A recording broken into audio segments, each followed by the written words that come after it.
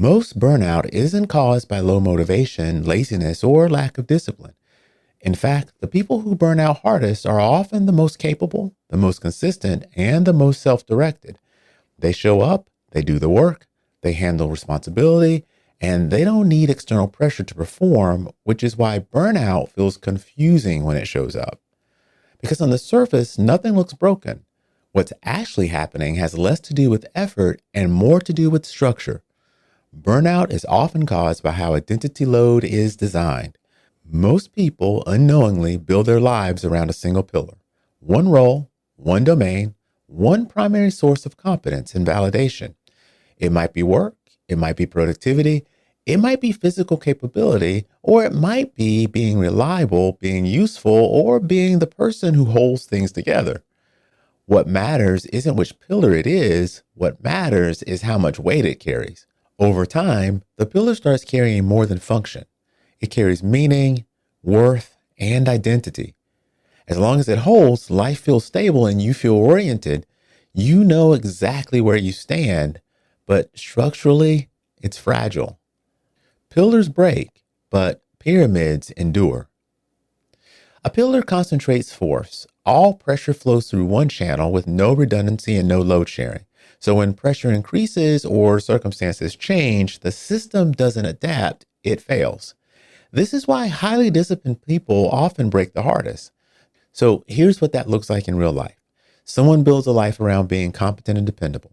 They're the person who gets things done, who doesn't miss deadlines. They don't need help and they figure things out. That role starts as something they do very well. Then it becomes something others rely on, and eventually it becomes how they understand themselves. They don't consciously decide this. There's no moment where they say, I'm going to base my identity on this. It just works. And because it works, it keeps getting reinforced.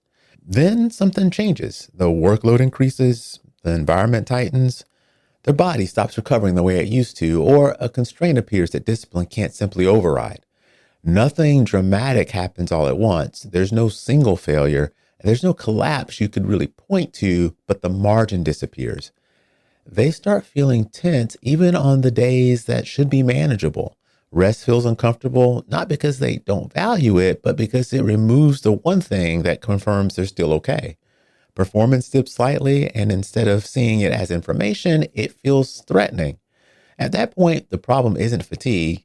It's that the entire structure is asking one role to keep everything standing. This pattern shows up in different places. In people whose identity is built around being needed, saying no doesn't just feel inconvenient, it feels destabilizing. In people whose identity is built around physical capability, injury doesn't just limit movement, it collapses certainty. In people whose identity is built around being sharp or effective, even a temporary slowdown can feel like a loss. The surface story changes, but the underlying structure doesn't. One pillar, all the load. This is how that shows up psychologically. Healthy behaviors start doing the wrong job.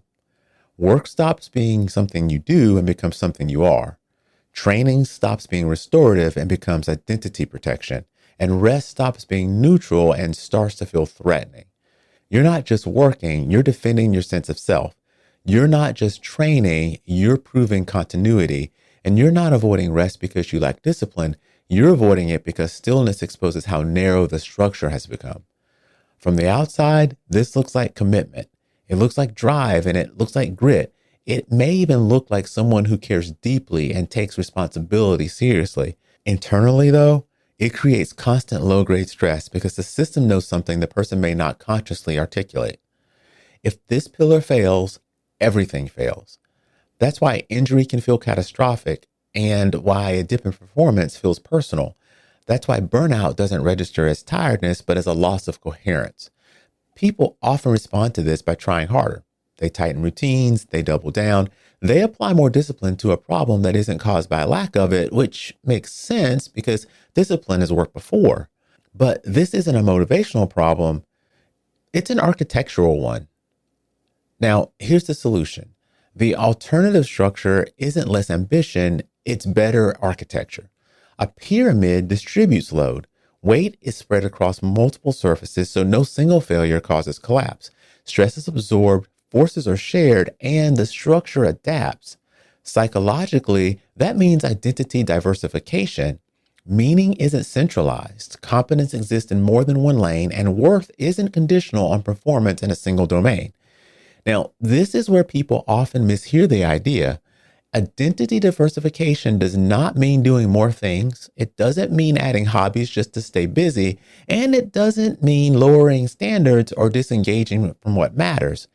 It means no single role is responsible for holding up your entire sense of self. Work can matter deeply without being existential. Training can be important without being protective. Contribution can be meaningful without being the only proof that you're okay. On some days, work carries more weight. On other days, relationships do. Or maybe it's learning or contribution or your recovery. When structure changes, outcomes change. Identity becomes a limitation rather than an identity crisis. Burnout becomes a signal rather than a personal failure. Rest becomes functional rather than threatening. Change becomes possible. And because the nervous system responds to perceived safety and redundancy, the body follows. Baseline tension decreases, sleep stabilizes, recovery improves. Not because effort increased, but because load was redistributed. Most people don't need more motivation. They already have plenty. What they need is a different design. Not to remove the pillar, but to stop asking it to hold an entire life. Resilience isn't about being unbreakable. It's about not placing everything on one point of failure. This is Uncommonly Remarkable. Thanks for listening.